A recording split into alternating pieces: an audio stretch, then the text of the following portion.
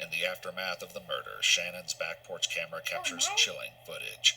At 2:04 a.m., just 6 minutes after her screams are heard, Chance's shadow appears in the window, and for a brief moment, a blood-covered hand is visible. His shadow returns multiple times throughout the early morning hours, a silent presence inside the home, long after Shannon's final breath. Why are you moving her body at that point? Because the door is busted, and her feet are about a foot and a half maybe away from the door. Okay. And if I want to do any kind of going in and out of the front door, there's just a dead body right in blatant view. So I rotated her 180 degrees, went outside, smoked a couple cigarettes. When you say I went outside, did you out front? Yeah. Okay. Did you have sex with Shannon? Mm-hmm. Afterward? Mm-hmm. Good afternoon, brothers and sisters, friends and family. Back with another video. I took an extra day or two off from posting unintentionally. I was not feeling good on Saturday and Monday, and Sunday and Monday are my automatic, like I take those days off anyway. So yeah, I'm happy to be back at it and to post another video to my channel. And yeah, I hope everyone is doing all right. I hope everyone is enjoying life and, you know, the best that they can. Life is stressful. I've been stressing about, you know, life and what it's gonna be in the next few months or so, and you know, in terms of family and work and all this stuff, all this fun stuff that everyone struggles with. But yeah, I'm just praying to God that everything works out, and yeah, anyways, I just hope everyone is doing well. I hope that, you know, if you're going through anything, I hope that it gets sorted out and you figure it out, and if you are, I'm sorry about that. But yeah, let's just I'm excited to be here. I'm happy to be here for another video, and without further ado, let's just like wrap it up and get into the video, you know what I'm saying? Also, I am gonna be munching in this video. I'm just warning you guys. I'm gonna try to do it as respectfully as possible. I am starving. I want to try to eat before my little one gets up from his nap, and also record this video. So try to be as discreet. This is not a mukbang, so I apologize, but mama's gotta eat, you know? So multitask, I guess. Myself in because I'm very mentally unstable. Okay, and what's going on there? I murdered my girlfriend. You'll need to use forceful entry to get into the house. Police! Yep, she's dead. She's right here. We got her. And then I just lost control. It was almost like something else, like, possessed me. I got to spend time with the vessel that was Shannon, and I got to absorb her spirit. She said, "Are you kidding me? What the Chance? Stop. Wait, please stop. I'm dying. I love you. I love you." And then she didn't speak another word. This is 27-year-old Chance Donahoe, who only hours earlier confessed to savagely murdering his ex-girlfriend in her Columbus home. But as investigators soon learn, violence was only part of a far more disturbing story, one fueled by control, betrayal, and delusions of power. So are you, like, as we speak right now, are you feeling like you're a god right now? I mean, yeah. The following is based on official police records, and the footage has never been seen before.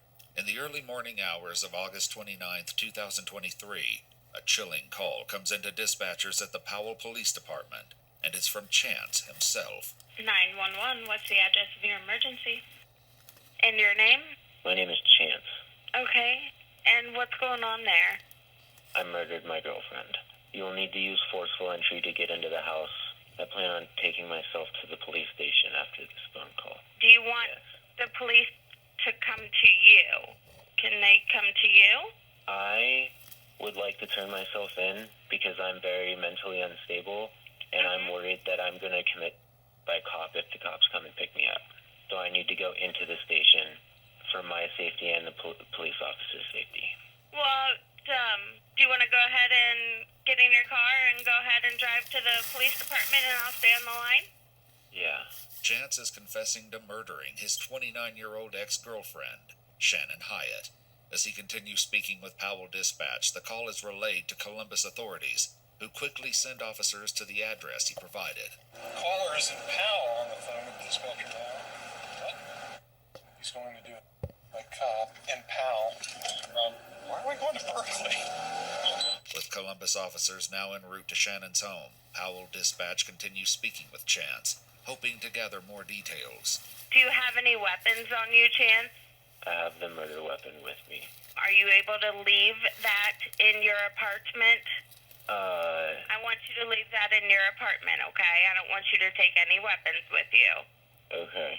What is the murder weapon? It's a knife. Is there any way that I could put it somewhere where there's a child in the home and I don't want him to see it? There's a child in your apartment? Yeah, I live with my mother, and she's standing right next to me, holding me accountable for making this phone call. And I just don't want my little brother to see it. He's only 7 years old. Okay, can we put the knife on top of the refrigerator? So you killed her and then went to your mom's house? Man, I'm disappointed. They got my order wrong. But it's alright though. So, he killed her. They went to his mom's house? I don't know if I believe him. I mean, it could be true, but... It's fine. Okay, I want you to put it on there, not your mother. I don't want your mother to touch it. Okay. I'm gonna put the knife on top of the fridge. Don't touch it at all. Okay? I'm gonna give my mother one last hug before this all starts. Okay. Alright, go ahead and do that. I'm gonna go to prison now. As police close in on his location, Dispatch continues asking Chance questions, attempting to keep Chance stationary until units arrive. But the clock is ticking, and it's only a matter of time before he catches on. Are you in your car? Yes, I just turned on my car. Give me a second. I Stay can't there, really right? move my hand very well. You're fine. Stay there for right now. I just want you to take a couple deep breaths, alright? Okay. How's your finger doing? Can't really move it. How deep did it go? I'm pretty sure it sliced the ligament. It did? Yeah. Okay. Do you want me to send a medic to you first? No. I'll receive all my treatment at the jail, please, and thank you. Yeah, not a problem. Where are you at in the lot, just parked right in front of your apartment? I'm gonna be completely honest with you. I need to bring myself to you, and I don't want to be tricked into being picked up. And so I'm gonna refuse to answer that. But I'm in my car, the car has started, and I will not disconnect this call until I reach the jail cell and you have spoken with an officer. Okay. Verifying that. I am not safe. Okay. I am not a safe person right now, and the safest thing is for me to turn myself in at a jail. Okay. The fact that you're so aware of that makes me feel like it's just BS. Like, in terms of, like, him actually being not safe. Because the fact that he's so aware of that, you know what I'm saying? That makes me feel like you're aware of everything you're doing. The most unsafe a person can be, for real, is if they don't really have control over what they're doing. Like, they have hallucinations, they're not sober, they're on drugs, or they're they're drunk, or whatever the case may be. But the fact that he is fully aware of what's going on, fully on the phone with 911, like, if he really wanted to death by cop, suicide by cop, whatever, he would have stayed at the crime scene. Like, he would have made that happen, you know what I'm saying? So why...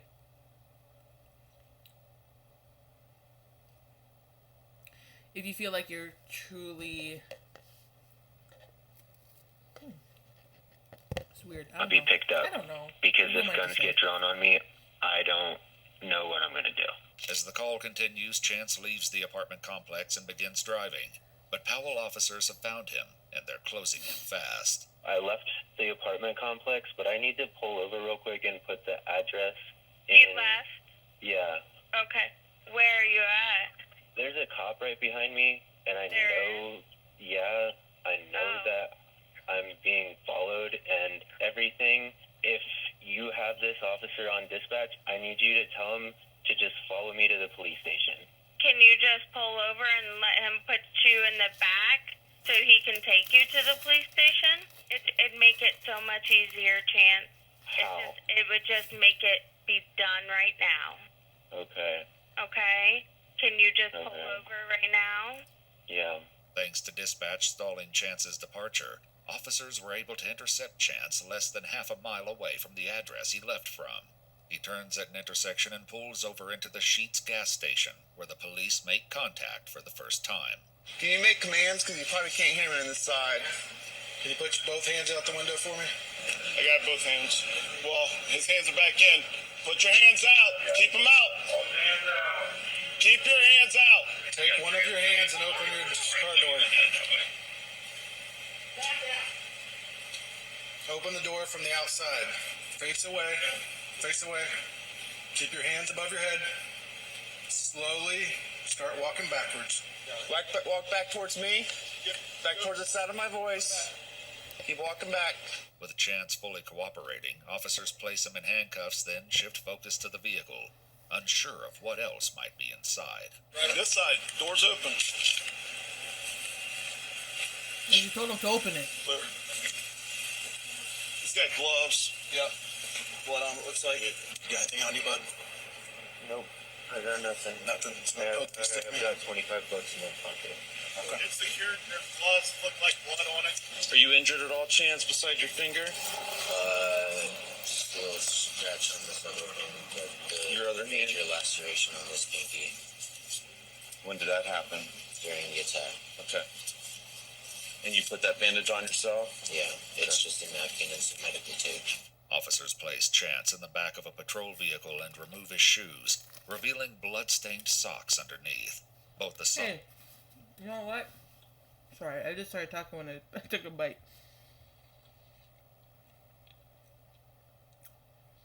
So far, out of all of these investigations, like,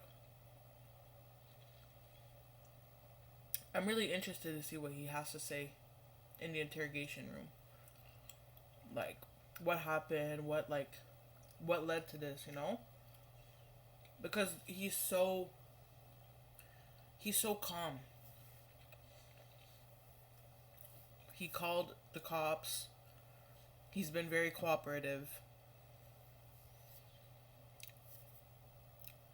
You know? That's a big thing. Like, the fact that he called to turn himself in, whatever, that's a big thing. socks and shoes are placed in paper evidence bags as they wait to transfer him to Columbus PD custody. Meanwhile, outside Shannon's home, Columbus officers prepare to make entry, unaware of the horror waiting on the other side of the door. Can I kick the door? I'm good. Kick the door.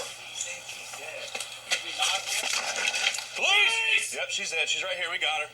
Clear the house. Let's go. That's 11. We're clearing the house. We got one down on the floor. Did she get shot or did she get stabbed? Everything has one night. What? Had to core her throat out or something. There's blood in the hallway. Yeah. See that? But I mean, there's a hole like this big in her throat. Inside, officers find Shannon Hyatt on the living room floor, riddled with numerous stab wounds across her upper body and a deep slash across her throat. A large pool of blood sits beneath her, with additional stains splattered across the carpet and couch. She's pronounced dead on scene at 6:18 a.m. Columbus officers relay the information to their dispatch, who then notifies Powell Dispatch that Shannon has been found deceased. He killed her. Oh my God, it makes me sick to my stomach. As the weight of the news settles in, Powell officers arrive at the home of Ashley Radka, Chance Donahoe's mother, where the 911 call was originally placed. How are you, Mom? Okay. Can I just have you step out here real quick? Is there somebody else with you? What's up, Pop? Just your... Okay. Is he awake? Okay. Well, I just want to make sure he's okay. That's all we got to do is make sure he's okay for right now, okay?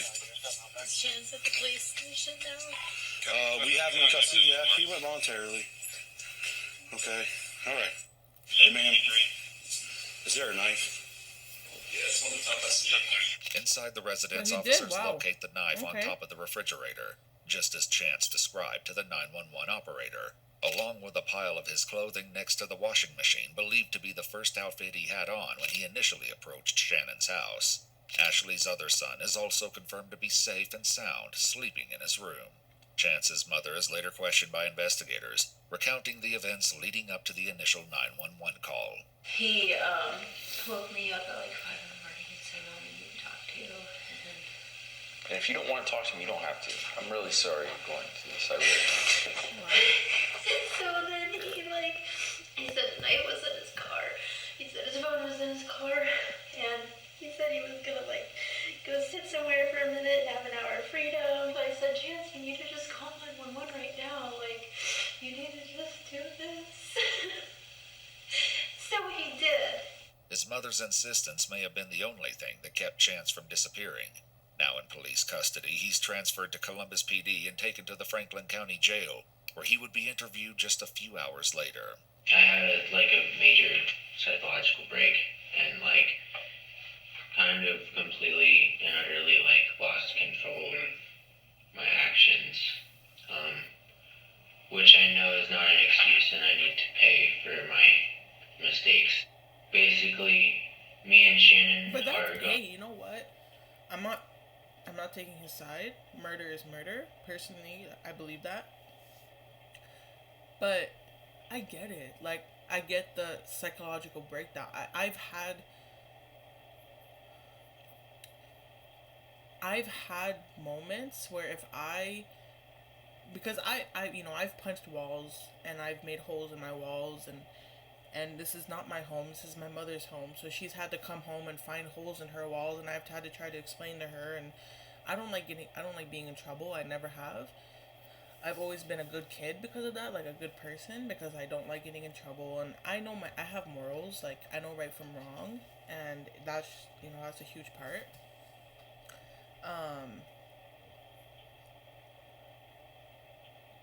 And it's just, but I have been, I've had times where it's I want to lose my mind. I want to go crazy. And it's if I wasn't aware of, hey Sarah, if you do that, there could be a really big consequence to your actions. And that kind of just put me down, If I didn't have that inner voice telling me that, who knows what would have happened, you know what I'm saying? It's very real. This life, this world, everything that we go through as humans, and a lot of things, that people have been through, I think it's easy to have a mental breakdown, to be honest with you. Whether it's out of sadness, anger, frustration, That's why it's also really scary, because someone that you think is kind of normal, they don't really have much going on, they just have a lot of control, they could lose it one day.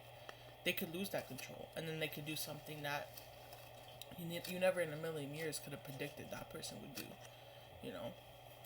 Going through a really bad breakup right now. Right. Because I am unable to be honest and unable to not steal and unable to not take advantage of people that are around me. And I took advantage of her a lot. She's been just making all these Facebook posts about our breakup. And I've read some of them. She's also come after my mom and stuff. And it's kind of one of those things where it's it's one thing to drag my name through the mud. You can take all my friends. It hurts. But I just kind of lost it whenever. That would be frustrating and hurtful, right?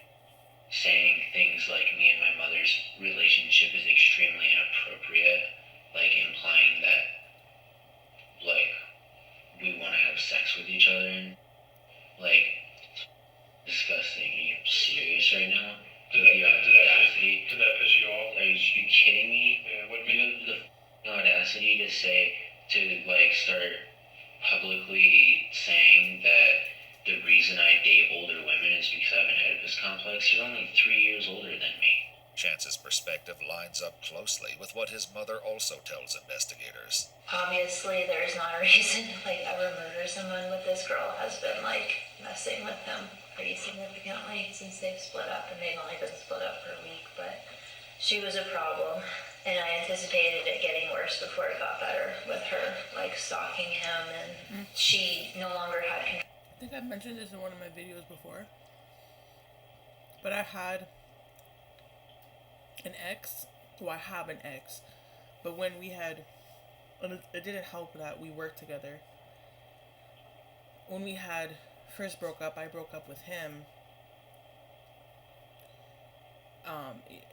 It's more than that, but you know, we had a lot of bad times, which is what led to the initial breakup. But when we had broken up, you know, he was harassing me. He got himself fired from work because he was harassing me. I didn't even need to say anything. I didn't go to my supervisor, my manager, my HR. I didn't go anywhere. They had caught him, like, on the surveillance cameras. Actually, multiple times. Like, the first time he got fired from his position, but then eventually they had called the cops on him. And I didn't, like I said, I didn't say we need to call the cops on him, nothing. Even they were questioning me, like, why are you not, like, doing... It's like, dude, I just want him to leave me alone. Because he would harass me. Even after he got fired, he would show up at my work, show up at my break, he showed up at my house multiple times. And it got bad, you know. He was reaching out to my mom, and he wasn't saying anything, like, crazy.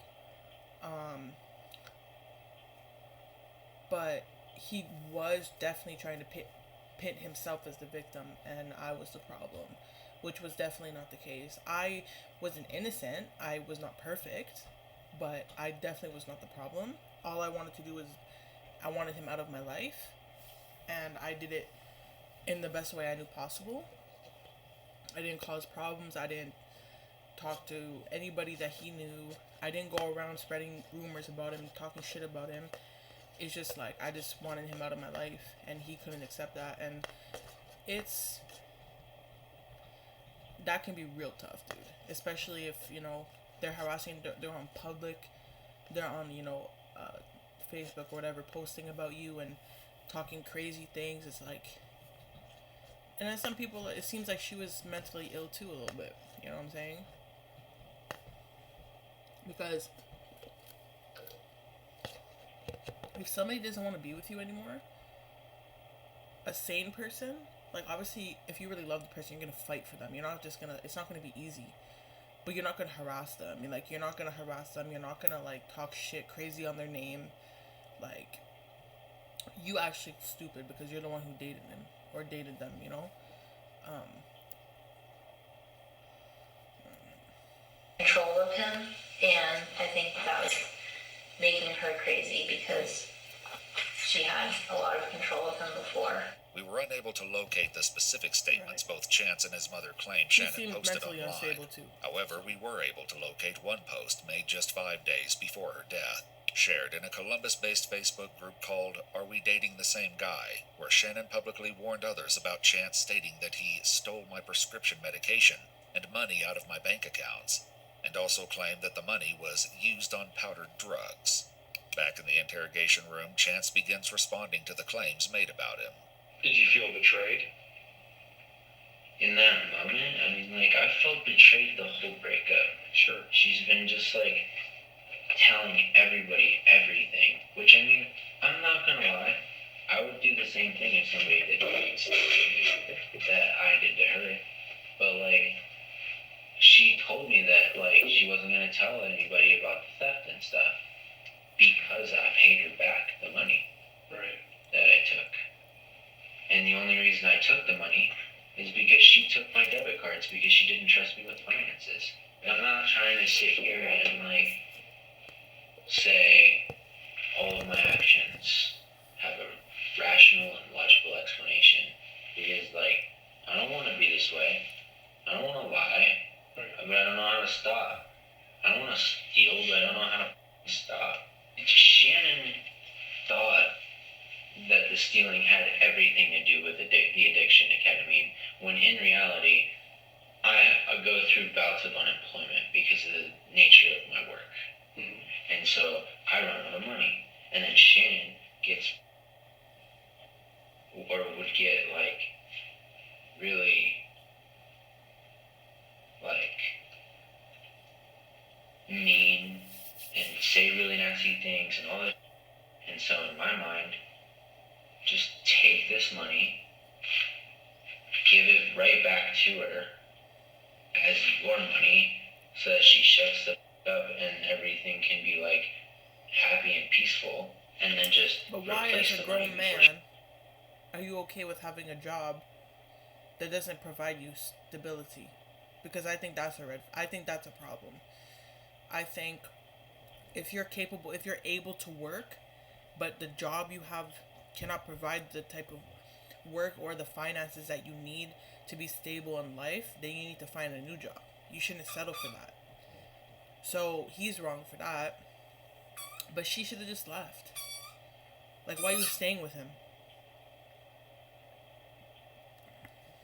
She finds out that he was taken. But for Chance, the theft and online posts weren't the only triggers. There was something else. She had started sleeping with Matthew, who she had like just recently started being friends with and told me not to worry about. Who's Matt? Matthew is somebody that she was having some form of romantic relationship with. Okay. I didn't have a reaction to it, honestly. I was just happy that I had I'm just happy, like, I'm still happy. Like, I don't know, I'm not, like, happy about it. It's up and it's a horrible thing, but at the end of the day, like, I don't know. But jealousy and heartbreak were only part of the equation. As Chance opens up, he reveals a fractured state of mind that had already begun to crack. I have undiagnosed schizophrenia. Okay. I have auditory and visual hallucinations. I went to a music festival this past weekend and kept, like, seeing Shannon everywhere. And I thought that she was, like, following me around to, like... Weren't you there with her at Legend Valley? No, not at Legend Valley. Okay. Just this past weekend at Wonder Bus. Downtown. I was there and I was working the festival, and she has known about every single move that I've made since we've broken up. Like, where I'm at, what I'm doing, what I'm hanging out with, everything. Maybe and it was so, her. like, I was getting really paranoid and frustrated because I thought that she was kind of like stalking me. Maybe she was. I went directly to my mom's because I just wanted to tell my mom face to face. And I woke my mother up and I said I killed Shannon. How did your mom take it? Like, shook, shaken. And then she kept just saying things like, you had your whole life. Anything that Shannon could have done to you, we could have worked through. Like, this was not worth it. Some dumb girl was not worth this. As Chance speaks of hallucinations and paranoia, his mother tells investigators she'd seen this unraveling begin long before the murder. He didn't have any medication for the last couple of weeks. He was diagnosed bipolar disease for one thing. You said he hasn't had his medication? No, he was on Abilify, he was on Wellbutrin, and he hadn't had it for the last couple of weeks. I can't tell you why he did what he did. Maybe he told you. He told me he was like hearing voices and all kinds of stuff like that. And I told him, like, just love him so much. I love my son so much. And I just can't believe this is happening. I'm really I felt sorry. so bad for her family too, and even though she was like doing whatever she could to mess with him so much, like, she didn't deserve that. Sometimes you can't control your kids, you know. I mean, he's an adult, and he made decisions, and that's not on you, that's on him, you know. At some point, you gotta let him be adults. I have, and I've done that. I've played that card, I've done everything tried to do it all. He's been in and out of counseling since he was like 4 or 5 years old. What his mother could only fear, Chance now begins to admit in chilling detail. I was just kind of driving around because I just didn't really know what to do. When was this? This was at about like 11 o'clock. Last night? Yeah. Okay. I was just driving around between like 11 and like midnight. Okay. And just kind of like trolling around. This is confirmed by Shannon's front porch camera as it captures Chance's car driving past around 11:11 p.m. And I thought to myself I should check myself into a mental hospital. You should have. Because I'm not really all that safe. I actually just like drove by her house before I like went back to my mom's house and changed into clothing. And I saw a van, and then I saw a person that looked like Matthew leave, and I just kind of didn't think of anything about it because I didn't know what kind of vehicle he drove. So then you drive? I just drove by because at first, like, all I wanted to do was just, like, knock and talk. But, like, I don't know. I know, like, this doesn't make any logical sense because knocking and getting the police called on you and getting a trespassing charge is far less severe than getting a murder charge. But I just, like, I got to spend time with the vessel that was Shannon, and I got to absorb her spirit and get some of her back. We have some video, like, from the neighbors, like, cameras or video systems, and it looks like you had walked up to the house maybe with, like, a t-shirt on initially. Yep. Does that ring a bell? Yeah. Around 11:57 p.m., a neighbor living next door to Shannon's home catches a glimpse of Chance walking through her yard and across the driveway, unknowingly capturing a critical moment just before the murder takes place. That was the time that I, like, drove past. So I was, like, Saw the van, was trying to, like, work up the nerve to, like, go up to the door, but, like, didn't really know what to do, so I guess I don't know why, but I was just like, why don't you just, like, kind of just, like, see if she's even, like, here.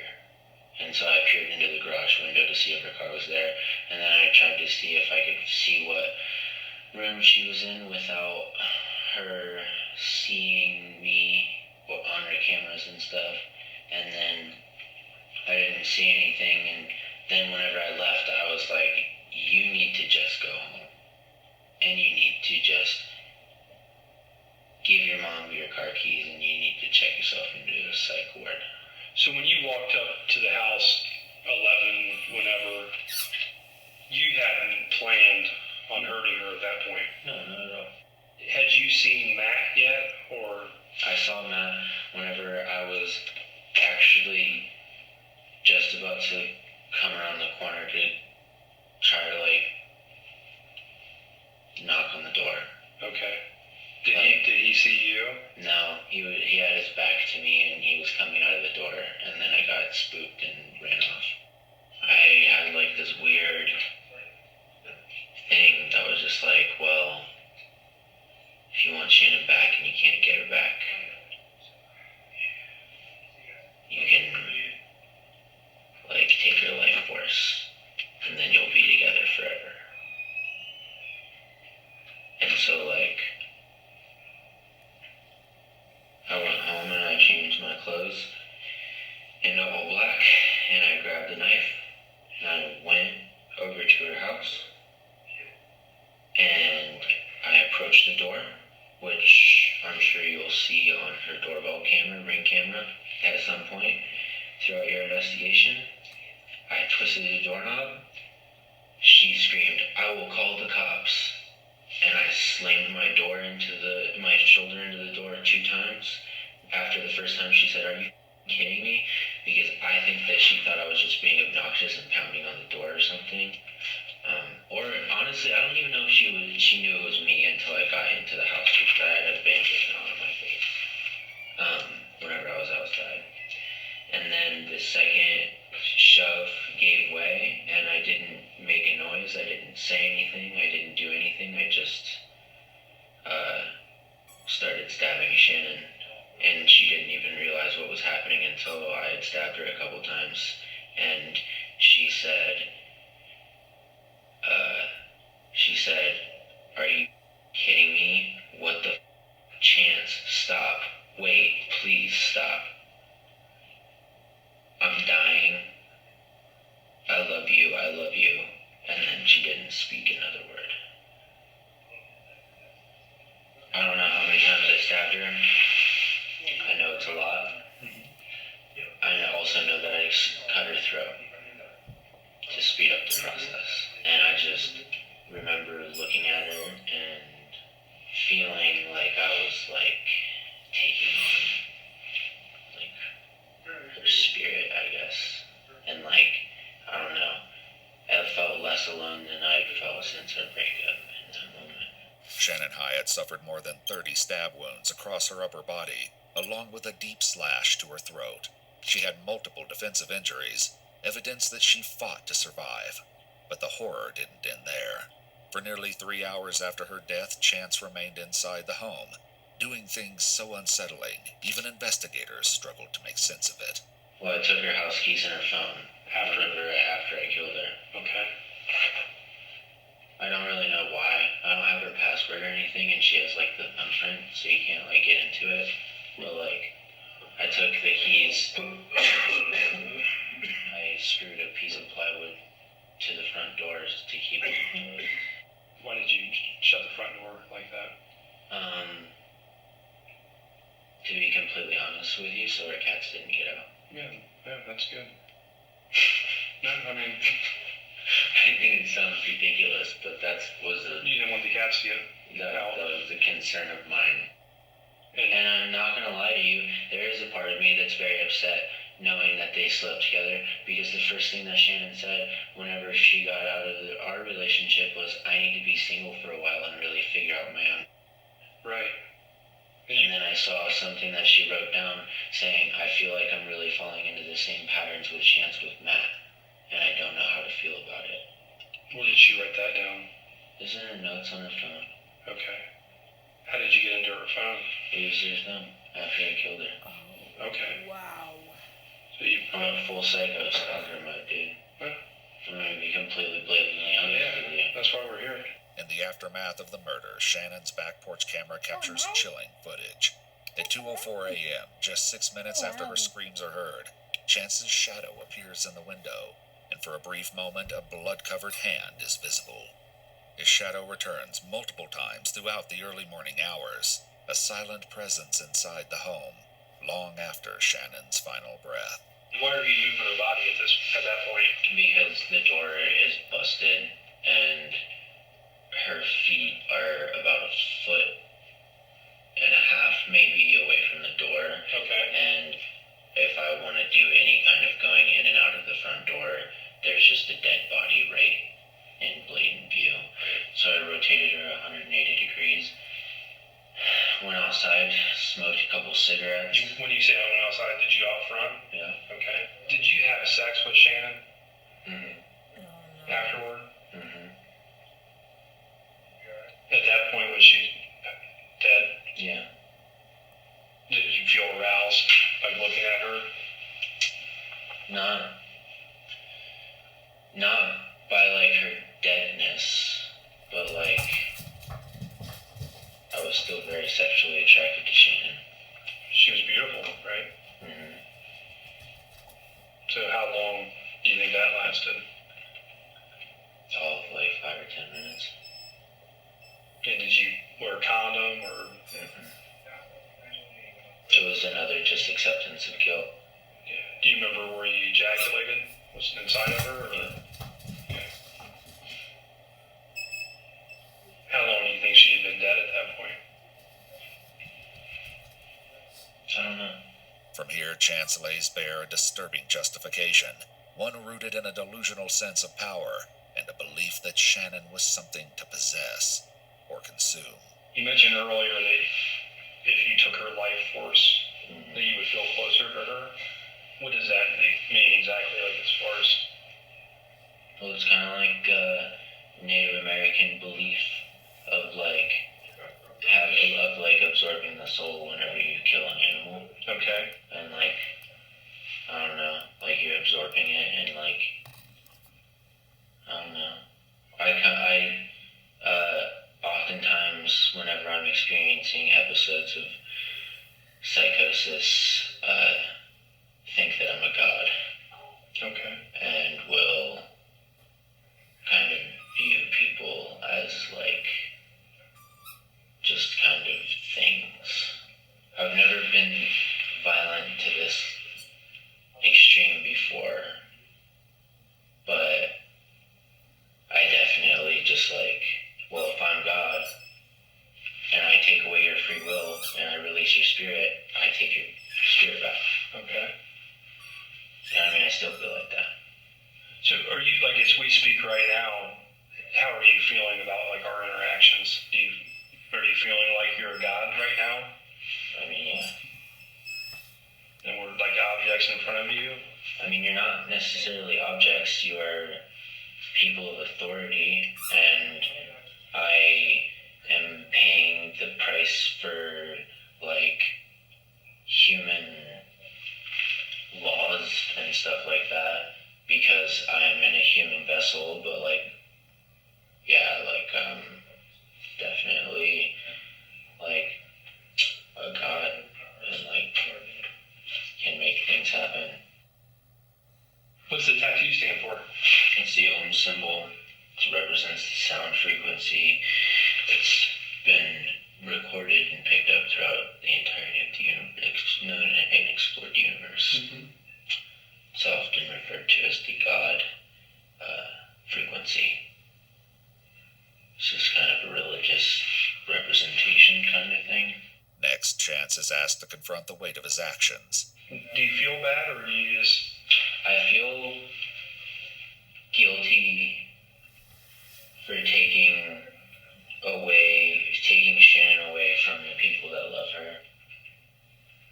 And I know that a lot of people are going to miss her. I do feel guilty about that. Processing emotion is something that I've always really struggled with. Okay. Ever since I was a kid. Like, I'm more of an analyze emotion rather than, like, feel emotion. I'm losing everybody that has ever cared about me to this relationship. And I felt really wrong. I wanted Shannon back. And now I have her back. But I also wanted to take something away from her.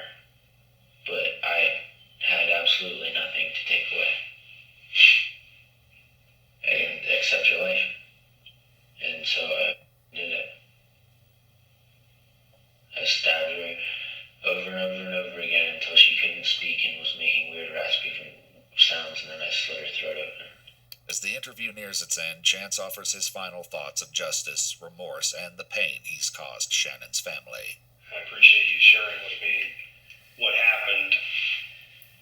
So, at least her parents have a little bit of peace to know that the person responsible is in custody, right? No. I'm a very eye for an eye type of person. I think that the only justice would have been if I was dead too. With all due respect. I 1,010% agree. I don't believe that any life is more valuable than another. If you take a life, I believe your life should be taken. Especially if it wasn't an accident. Accidents are like, ooh. Like, you know, it depends on the type of accident. You know what I'm saying? But when it's on purpose and it's intentional, it was planned, or it was stabbings, multiple gunshots, like, it's like, no, you shouldn't be alive if that person's not alive anymore. It's just, that just doesn't seem right. I'm a dumb and a murderer, but I'm not somebody that runs away from my consequences. In your experience, do the parents of the victims even want to hear anything? I think this is all going to be out there.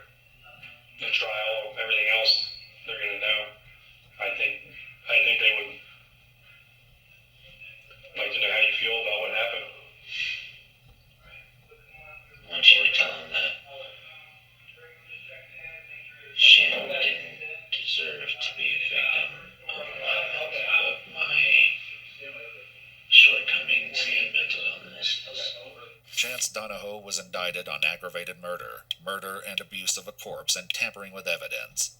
According to news sources, he accepted a plea deal and pled guilty on August 8, 2024, to aggravated murder and abuse of a corpse, and was sentenced to life in prison with the possibility of parole after 31 years. He's currently serving his sentence at Pickaway Correctional Institution in Ohio.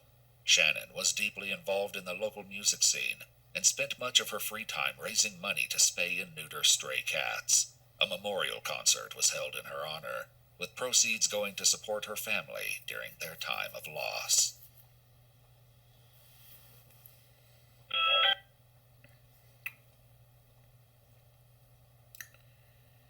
Well, rest in peace to Shannon. It's weird because the fact that, not only did he call 911, he went to his mom and let her know, and then he turned himself in. He was cooperative the whole time. He was calm. I mean, definitely mentally ill. Definitely did something that is never okay to do. Definitely deserves to be in prison, in jail, if not death penalty, because like I said, I don't believe you should be alive if you've killed intentionally. I don't think you should have a life if you've taken one. But he was so cooperative and whatever. I don't know. I feel bad for her, like he said, everyone that loved her, and I definitely think she was mentally ill to some degree as well. So I just, it's too bad that she didn't leave him alone, because this probably would have never happened. But yet again, you never know, right? Because he's definitely mentally ill as well. So rest in peace to Shannon. I feel like this story wasn't too crazy, but it is heartbreaking and it is brutal and horrifying, that people are capable of doing such things, and then also on top of that calling themselves a god. Blows my mind. But anyways, I don't really have anything else to say. Like the video if you liked it, comment how you feel about the video, and